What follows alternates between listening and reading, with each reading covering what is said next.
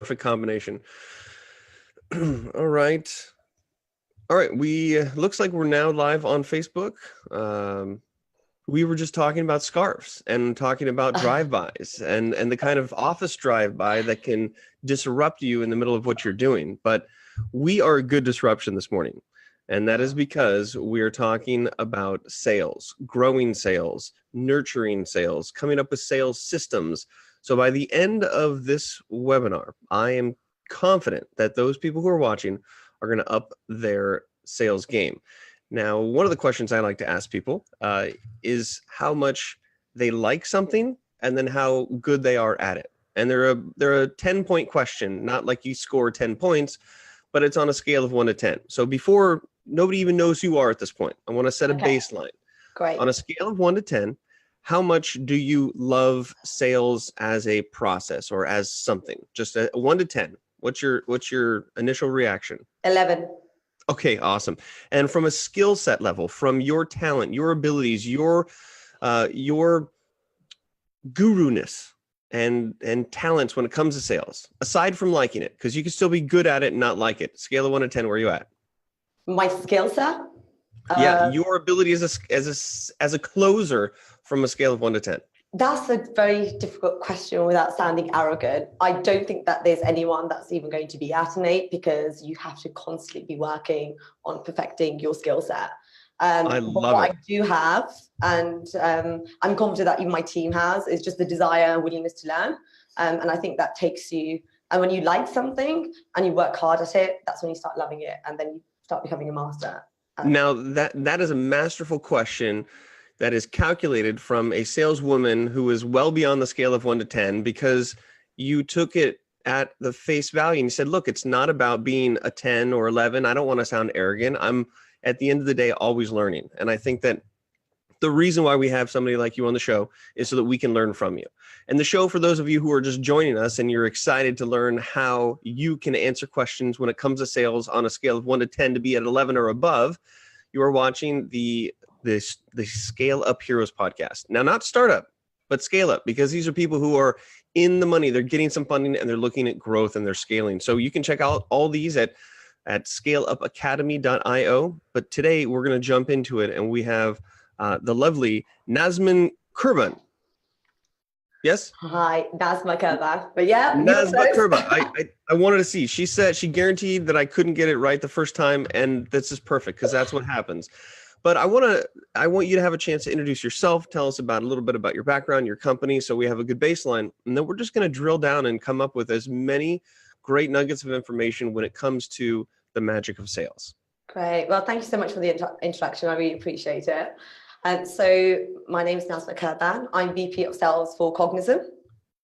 So I have a background in sales, recruitment sales. I did a couple of years in the tech space, and I joined Cognism just under 2 years ago as the first employee and the first salesperson in the business. We've gone from 1 person to 14 in our sales team.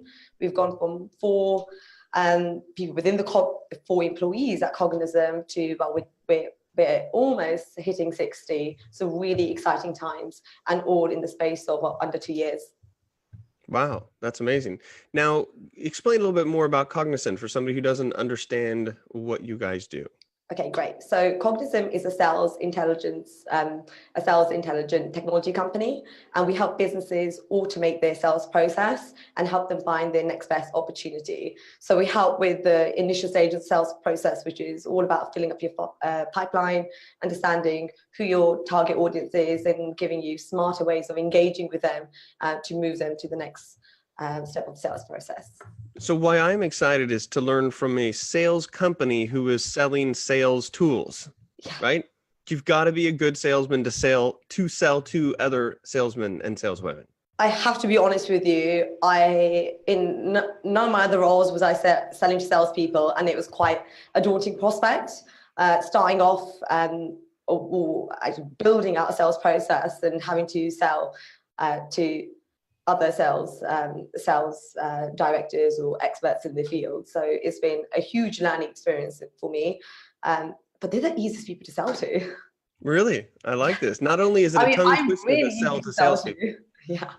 Now, why are salespeople easier to sell to? The word, okay, as a disclaimer, we're going to be messing up the word sale and sale to sale because we're just going to be using it today. But why is it easier to sail?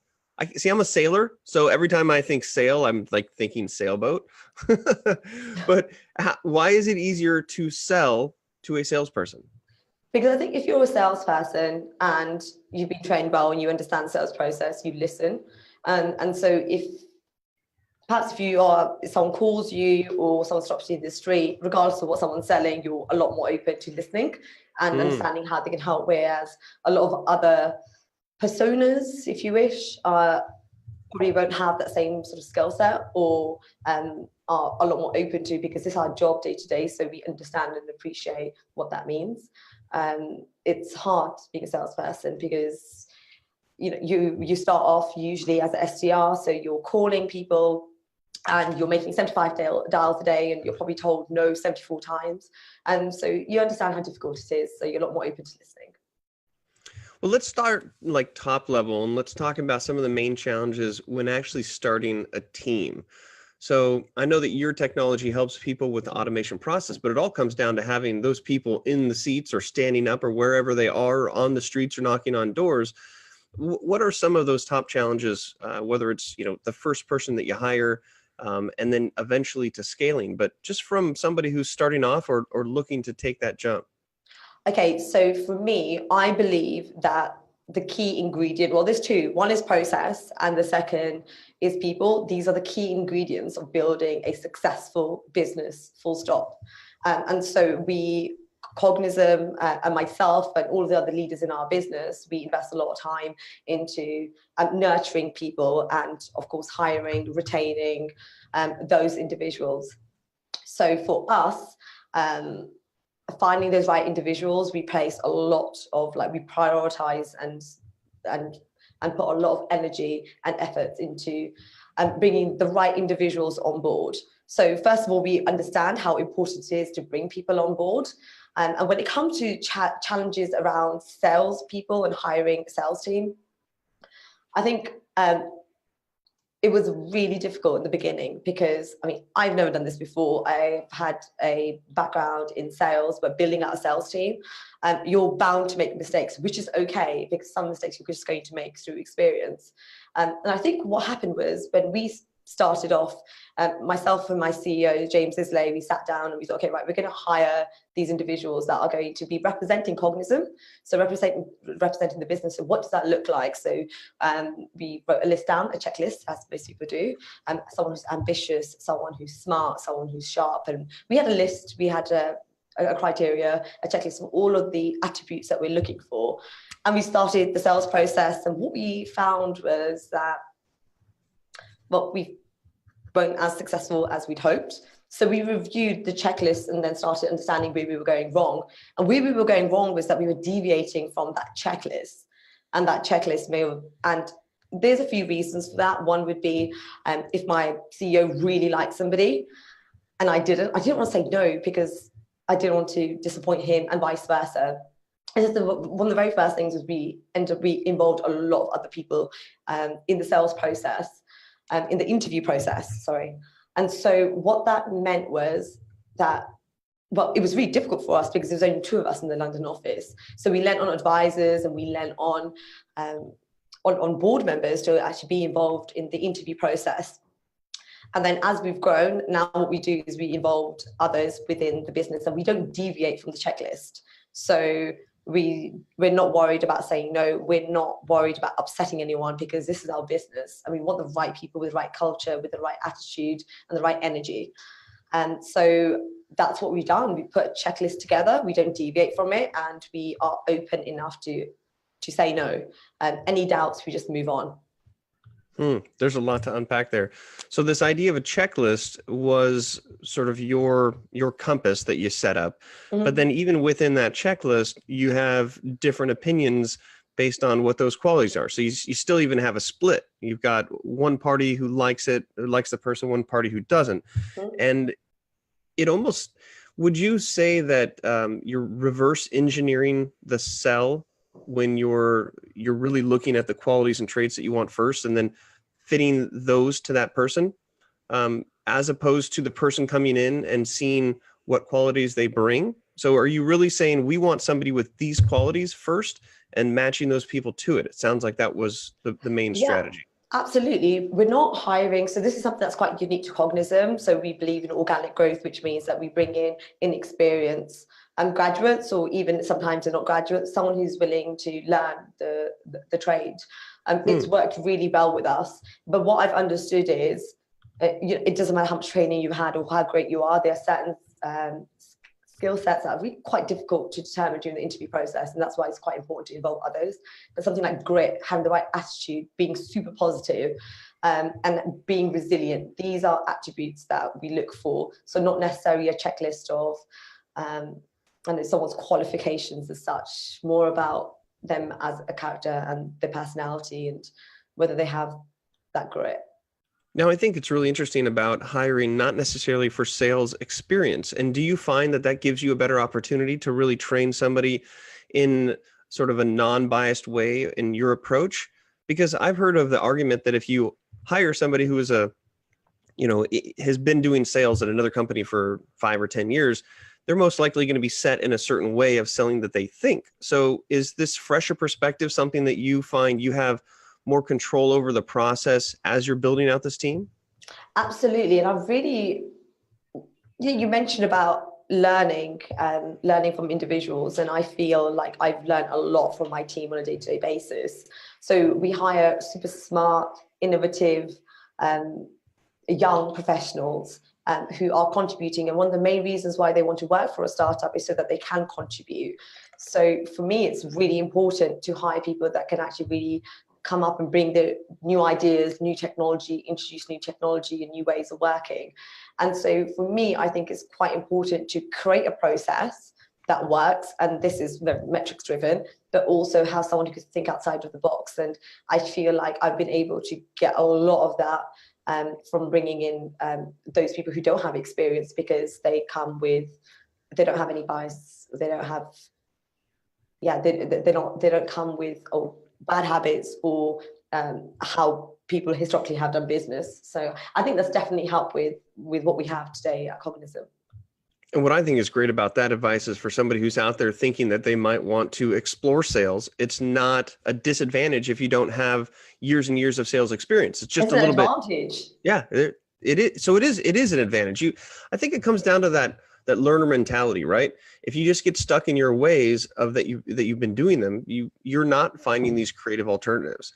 I guess my question, once you get individuals in there that are maybe newer to the sales environment, how do you structure your teams? Because the environment in which people are working with, how they have certain leadership and management, is it a hierarchy system that you set up? Do you have an account, a manager of managers?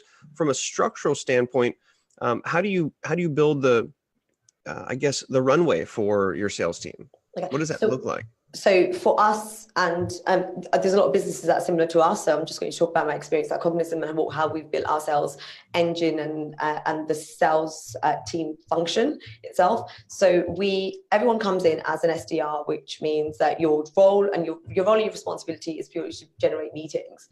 So every single person in the sales team has done that, including myself. And after you've hit your metrics, your role is to fill someone's diary. Once you fill someone's diary, what that means is that there's an open capacity. So we need someone to actually be attending those demonstrations, attending those meetings. So there's a new role that opens up because the person that is generating those meetings has exceeded the target. Once that happens, I don't hire for that senior role externally. So I'd have to look at somebody internally and then fill that gap from the bottom.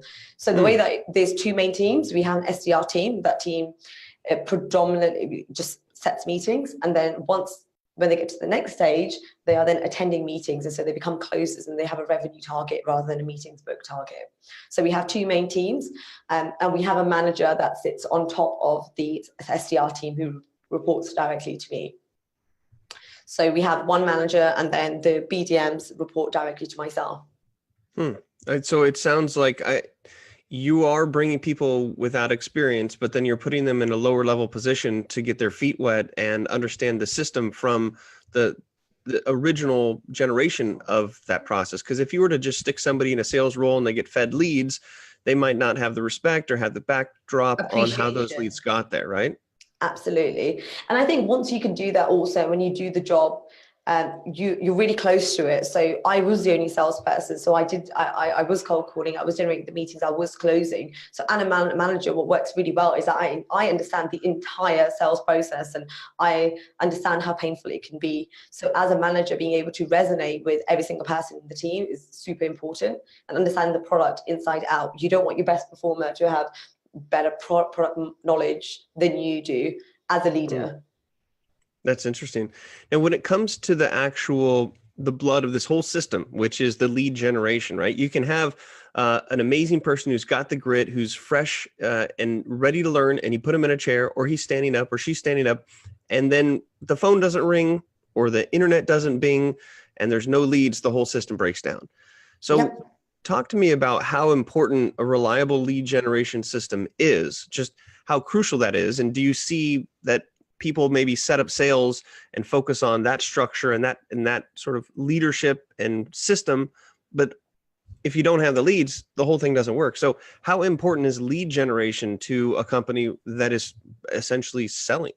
Absolutely. And as a startup, scaling, and myself being part of that process, if I just sat on my seat and just waited for the leads to come to me, I wouldn't be here right now. So I think it's absolutely crucial to be proactive and to outreach to people, because if you're a new business, you're starting up or you're scaling up, nobody knows about you. You're trying to get the word out there. Now, if you've got something that's super innovative, they probably don't even know that you exist, so they won't even Google you. So you won't have those inbounds. And if you don't have the right branding, or you're not spending, if you don't have a huge marketing budget, you're not going to get those inbounds come in. So for us, we've actually built our entire sales process on outbound.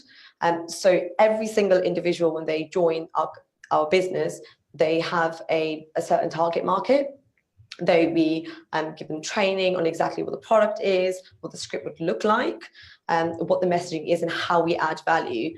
Now, fortunately for us, we have an outbound sales automation tool. So our team, including myself, we have a database of 400 million B2B profiles. And so giving them the resource, giving them the data, and the process to follow, because they have no idea. And you'd be surprised how many businesses will just give their new salesperson a laptop and a LinkedIn profile, for example, and say, here you go, now you can go and sell. So I think what's really important is that we're feeding them with the leads, and we're just trying to eliminate any manual work. So manual research. A lot of businesses are having the SDR spend 60% of the time doing the research and finding the right contact details. So we eliminate that. So the team have data to call immediately, and then also having an engagement tool. So having the ability to outreach to a larger number of prospects in a short amount of time. So we streamline and automate that process, and I think that's one of the reasons why we have a successful sales process that is predictable, because we've eliminated all of that manual work that historically most businesses are having the sales. And you're using your product, your software to do that. Absolutely. Yeah. So it's a great story. It's a great story. Yeah. You are literally, and it's all outbound too, which is interesting, because I think when people think of leads, I think the maybe connotation is that these leads come in from somewhere. And the point that you're making about if you have a product that nobody knows about, or if it's innovative enough that it's not even searchable, they don't know what they're not able to find. So an outbound lead strategy, would you then say that your sales team is really your marketing team? Because that's usually a huge challenge for companies, especially as they're scaling. The communication between the marketing team that has outbound messages, that generates the buzz, the leads, the attention, to then pass it off over to the sales. So are your salespeople really marketing, and how does that mesh together?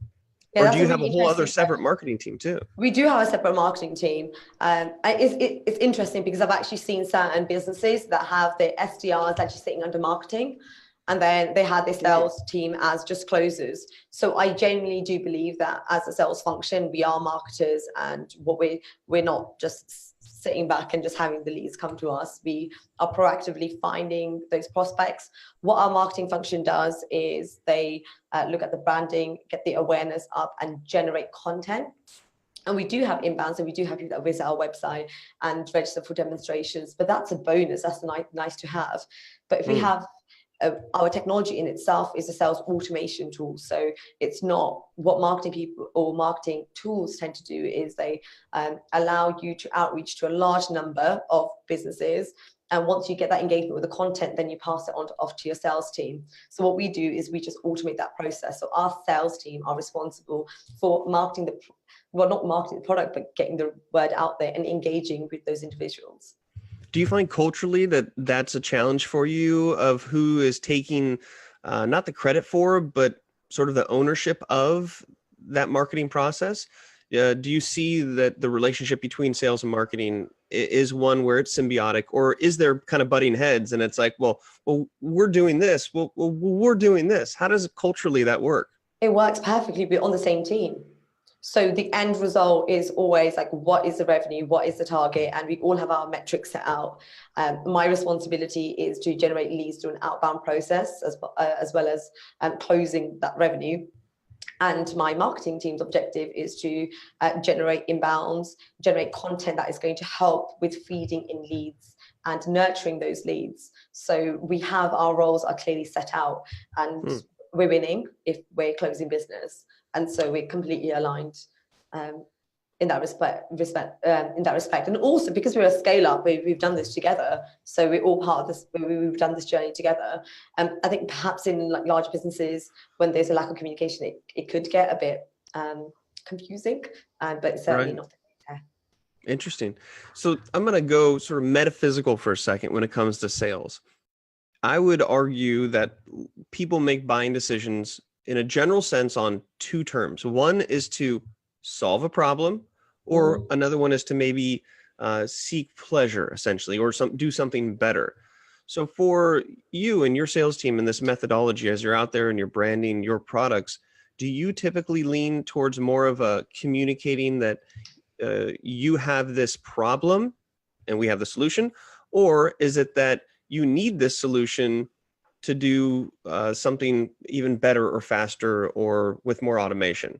Do you tend to lean towards sharing the problem that you're solving, or sort of putting the solution out there saying this is a better widget? I think we definitely do a bit of both, because a lot of the times there's a problem, and the problem is that they don't quite understand how much time and how much time their sales team is spending doing these manual tasks, and how frustrating it can become to them. And once they see that a tool can completely automate that process, they understand there's a solution out there. So a lot of the conversations that we have are educational. So we're educating them in what our product can do and what they can solve. And in turn, they have a happier sales team, and they understand how we can actually automate and accelerate the pipeline and the growth of their pipeline and the growth of their revenue through using the platform. So perhaps we're in a fortunate position where we're able to deliver our message by solving a problem, and also providing them with some sort of pleasure, because it's a nice to have, and it makes their life a lot more easier. Interesting. It's nice to be able to play both of those angles based on it. When you're looking at a sales approach for, a software or some sort of technology, when you're looking at approaching, especially since you're on an outbound, do you feel that you are approaching at a certain targeted level? Are you targeting the executives, or is it interesting in that you're sort of targeting the salespeople to then have them sort of red flag it up to the leadership? At what point do you try to insert and start that sales process? Okay, so it definitely depends on industry size. It depends on the company size. And so these are two things that we look at. We also look at where we can add value. So a lot of the times with larger businesses, we add value through the marketing function, because the marketing function runs marketing campaigns and they need data. And it's a massive pain point. And we do have a product that solves that problem. And then at the same time, we also have a solution that can help the sales team and the sales directors or the VP of sales. And then we also are able to add value and demonstrate that value to key executives. So we're never limited to a certain persona, but we do start top down. So we start having a look at who would be the decision maker, and if we're unable to get through to them, then we would look at those who are, because I mean the end goal is that we are in front of those decision makers, and we've A/B tested a lot of different personas, and what we found was that we had a far shorter sales cycle when we're engaged with the executives at the from the offset. Gotcha. I feel like we were just in a sales meeting right then. Like, it's like, okay, we're talking about what's going on. I'm curious to know what the meeting schedule looks like. Is it a weekly? Is it a monthly? Is there always a stand up? And like, what does a typical sales meeting agenda look like? Because I feel like great. I was just there. Great. That's an amazing question, because I think that's something that is definitely driven alignment with our team and also with the marketing team. So I run weekly stats, and a lot of businesses and a lot of sales leaders, they look at metrics on a monthly basis, some even quarterly when you get to the larger businesses. I think what's really important is that because I'm reviewing the data, the metrics on a weekly basis, I'm able to quickly identify exactly what the shortfall is. So we have golden benchmarks, and if we fall behind those golden benchmarks, I'm able to identify exactly what's gone wrong and correct it so that it doesn't continue. Now, for me, I do that usually on a Sunday evening. And on the Monday, we can talk about where we've had success, where we haven't had success. We have both functions within sales. So the meeting books and the closes, we're all aligned. I understand exactly if there are any issues, what I can do to make their lives easier. So it's always on a weekly basis. And we run monthly one-to-ones where we can dive deeper into what their metrics look like, what their results were, where they need the coaching, where they need help. But I definitely think that putting aside an hour and a half on a weekly basis with the entire sales team definitely ensures that we're all aligned, and if there is anything that I can do to make the lives easier, it's communicated in an open, safe forum. Yeah, I like that weekly format. One thing you said, I'm not sure on, you said, I'm not sure if you said goals and benchmarks or if you said golden benchmarks. Golden benchmarks. I thought that was kind of cool. So I've heard of benchmarks, but I've never heard of golden benchmarks. Well, it's my thing. It's my thing. Yeah, I like it. I think it's pretty cool. And I'm assuming that it's not just a benchmark. It's like more of a specific benchmark with a more measurable metric that actually turns it into something that's gold, which allows you to sort of cash in. Mm-hmm. Exactly. Yeah.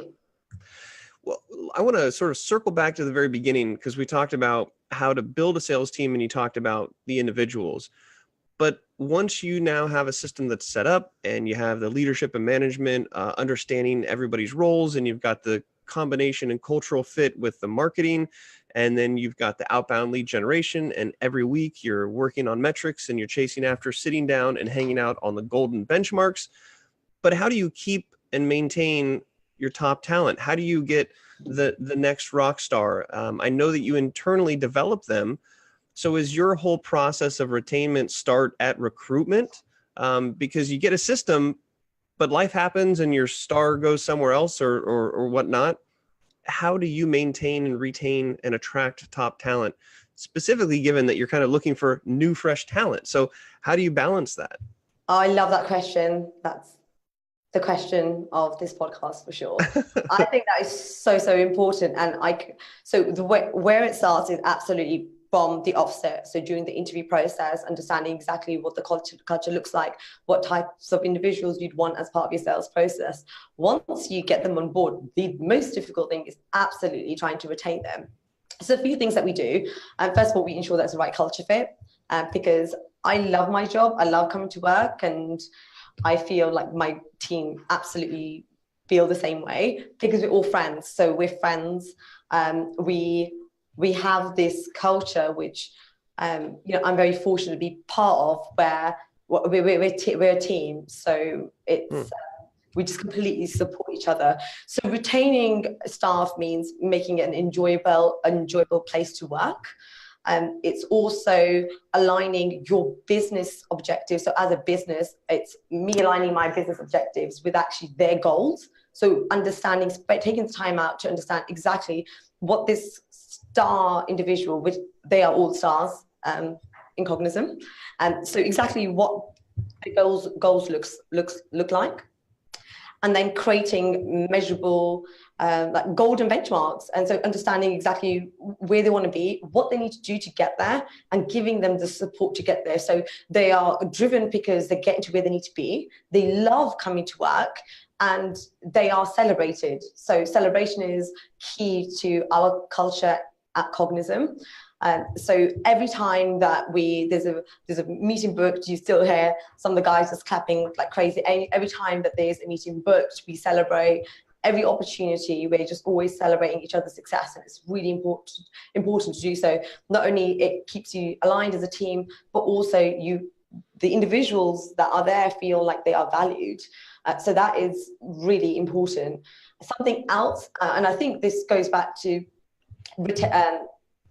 us as a company and having this organic growth, that's definitely helped to retain staff, because they know that I'm not going to find another superstar and then decide to bring that person in to take their role that they were promoted to. So having loyalty works both ways. So loyalty, we need to, as a business and as leaders, give that loyalty and honor our word, and ensure that we're doing what we can to honor what we discussed during the interview process.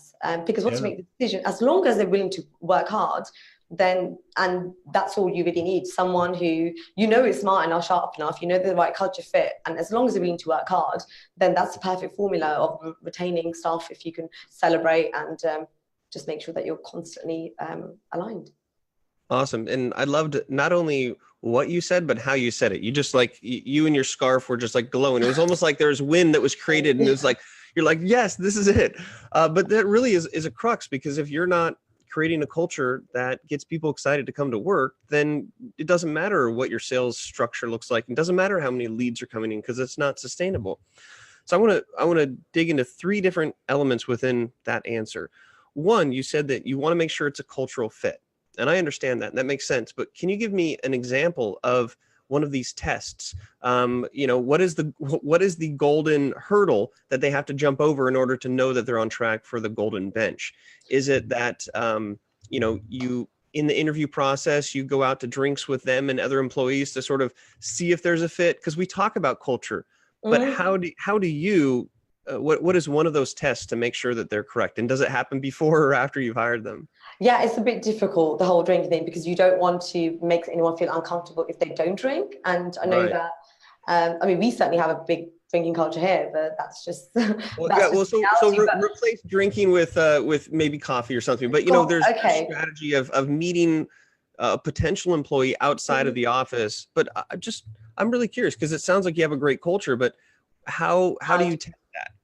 Okay, so as I mentioned before, it's quite difficult to have others involved in the interview process when we were a smaller business. But now that we've got larger, every single person, every single interviewee sits with someone who's actually doing their job and talks about the role openly and honestly. And that's something that I encourage, because I don't want anyone to join the business with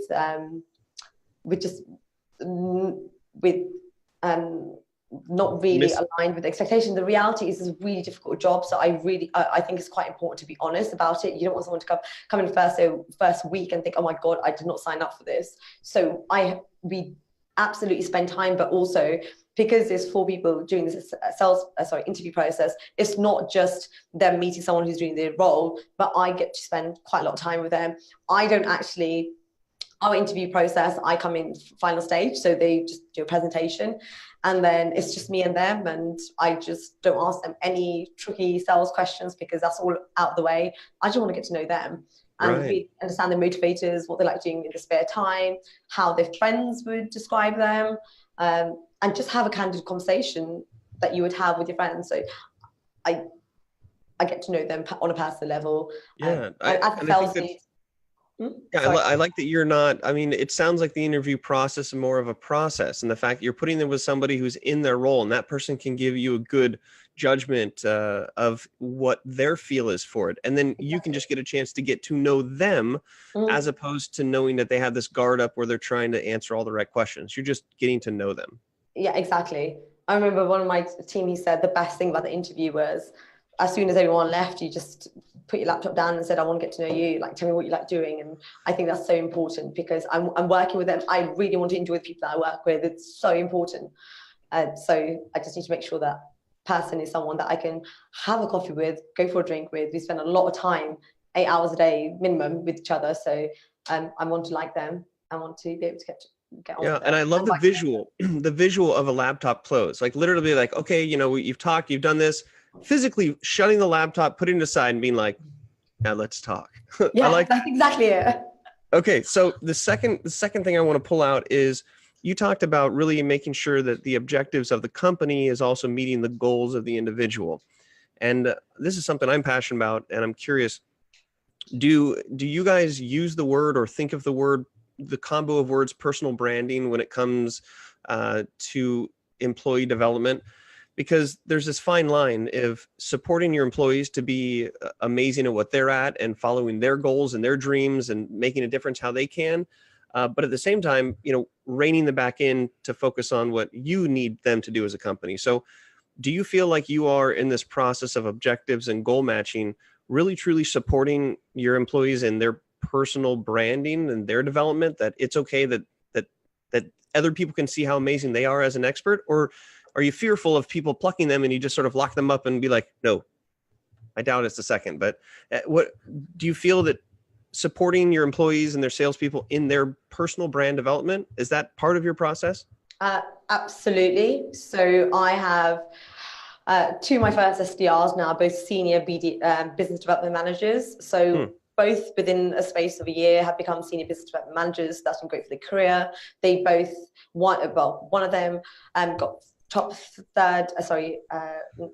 three sales talent for the future. The other got fifth at sales talent for Wow. the future. So I'm really working, encouraging them to go to events, talk at events, and actually most recently, I just love that we're having this conversation at this time because it's just the perfect time for me to talk about this, because it was only last week when I was having my one-to-ones and I said, next year, I want it to be all about you and about your personal brand. I want you to post on Nice. LinkedIn. I want you to really get your brand out there, because this is all about you, your job. You may be at Cognism for 3 years, 5 years, but you need to think about how you can grow as an individual and how you can get your brand out there. So I think that's really important, because you want them to feel like you're on their side and you're helping them grow, and just give them all the resources. And if they want to go on courses, they'll just ping me and I say, here you go.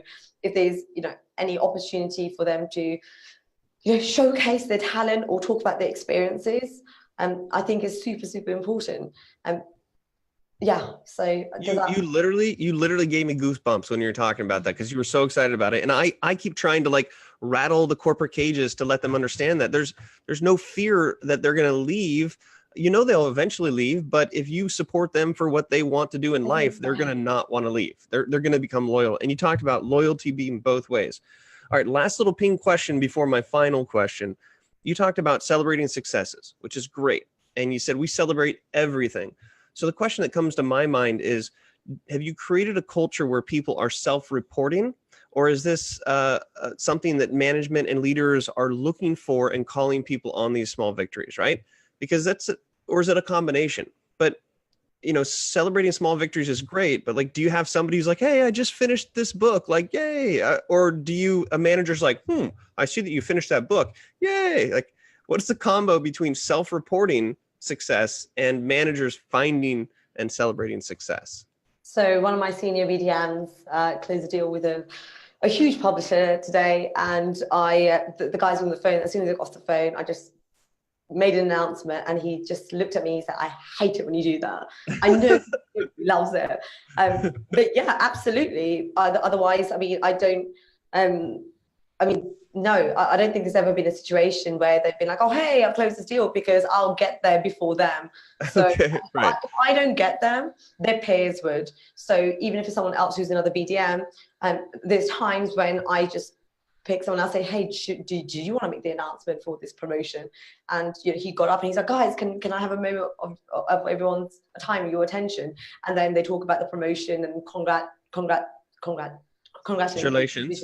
Yeah, exactly. So we all celebrate, and it's really important because I really never, and I've worked in corporates and I worked in smaller businesses, and I really don't like that dog eat dog culture where everyone's in it for themselves. And I really believe that you can get the best out of people when they feel like they work with someone who's on their team. And so we're all on the same team and we're all celebrating and supporting each other. That's super important, and it's our culture. It's our celebration culture. Yeah. And I love that you literally call him on it and he's like, I hate it when you do that. But secretly, he's like, yeah. I know he likes it. He's not been watching right now. Just I know you like it. Awesome. No, that's great. So from just a business sense, I really feel like I've got a good inside scoop, and I kind of want to buy your product now just because, it sounds like it's working so well for you as a company that it would work for me or anybody along those lines. It definitely will. It will. Good. But the question the one tweak question within that, yeah, it's good. The one tweak question is, do you guys focus more on, small to medium business or these enterprise? And is the sales process totally different, or do you just kind of smash them all in together because they have the same problem? Okay. So as a startup, I'm sure there's going to be a lot of startups that are on this call because they want to, or are listening because they want to understand exactly. Yeah, they want to automate because that's a huge problem for them. Yeah. Yeah, and they want to understand exactly how to do that. So how to really understand what your addressable market looks like. So for us, when we started, like any business, we wanted the big enterprises, the Salesforce, the Microsoft.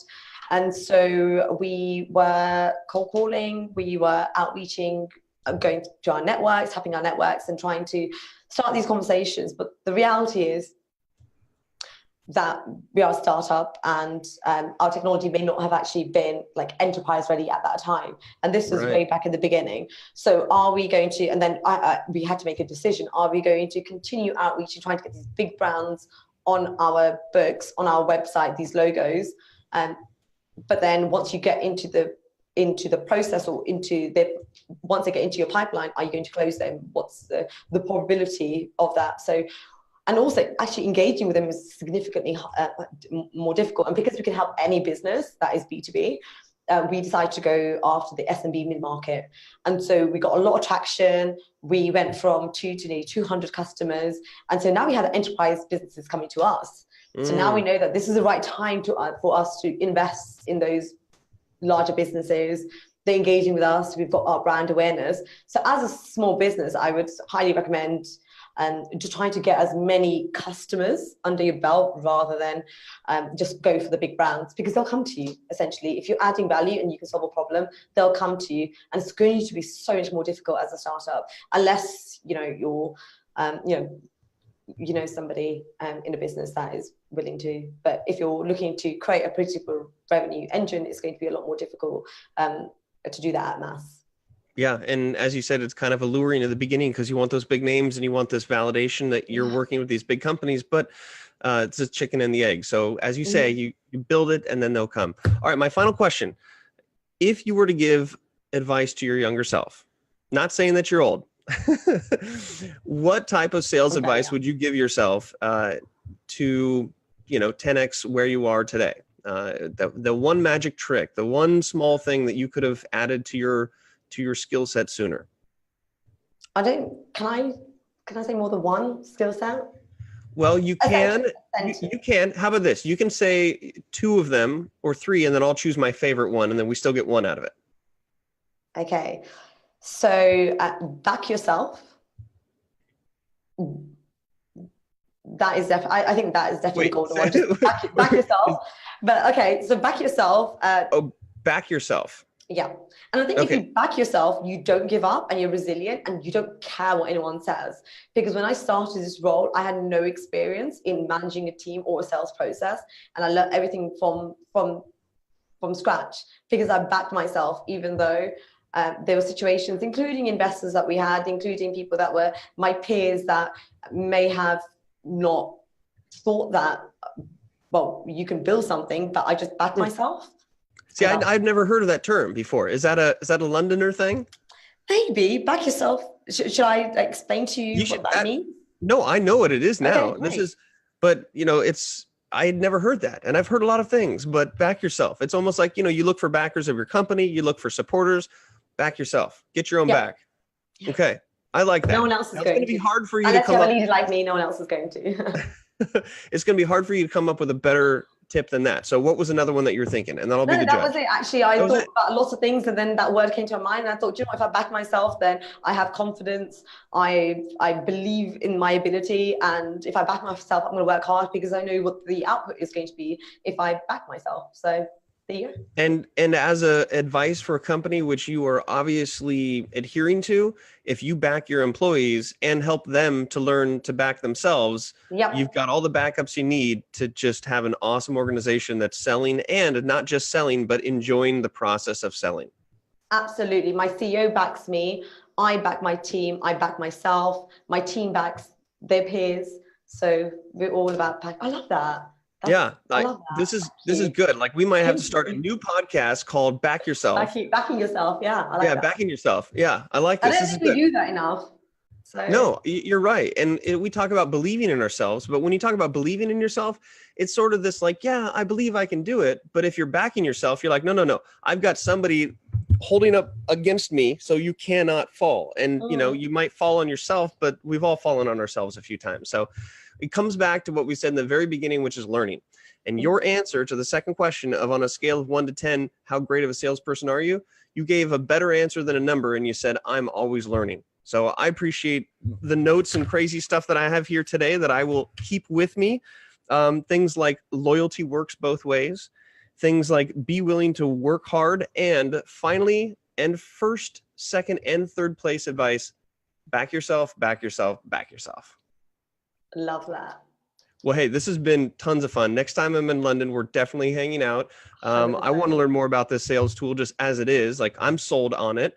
But yeah, this has been a lot of fun. And regardless of whether or not I can ever pronounce your name, I think that we are from here on out friends.